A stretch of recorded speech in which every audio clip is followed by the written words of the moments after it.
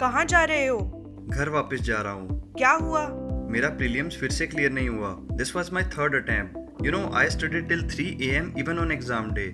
इतनी मेहनत के बाद भी my parents have called me back. They say तुमसे नहीं होगा। That's why I am going back home. भगवान है ही नहीं। ओह, तुझे पता है कि तेरी ज्यादा मेहनत ही तेरे फेलियर का कारण है?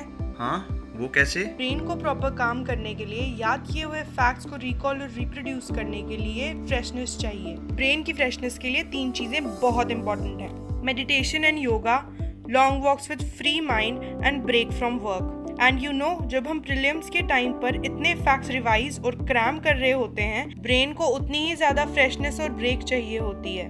पर तुम्हें नहीं लगता कि जब लास्ट के दिनों में इतना काम रिवाइज करने को होता है, उस टाइम अगर हम ब्रेक लेंगे तो टाइम वेस्ट होगा। जब हम पूरा काम रिवाइज ही नहीं कर पाएंगे तो एग्जाम में याद ही नहीं आएगा। No, you are wrong. ऐसी ही मिथ्स के कारण few candidates are born to fail despite hard work. Let me explain you further. Initially, when we start preparing for prelims, we give 3 to 6 months to prepare various subjects. End में यही सारा काम हमें last के 7 days में करना होता है। अगर इसे प्रॉपर्ली रिवाइज करना है तो कंटेंट की फनलिंग बहुत ही ज्यादा इम्पोर्टेंट है। Funneling of content, what is it? So, let me show you the magic of funneling of content. Read a topic well when you read it for the first time. To read it well, keep writing the points on rough paper. Next time when you revise the same topic, maybe after a month or so, first close the book, take a rough paper, write down whatever you know about this topic. Give sufficient time to do this exercise. Points that you missed, mark them red and revise the red points only. This will boost your confidence immediately.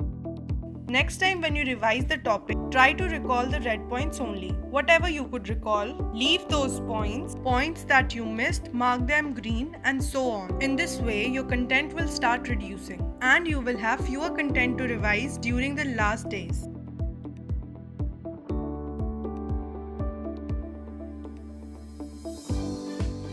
ओह, तो this is called funnelling.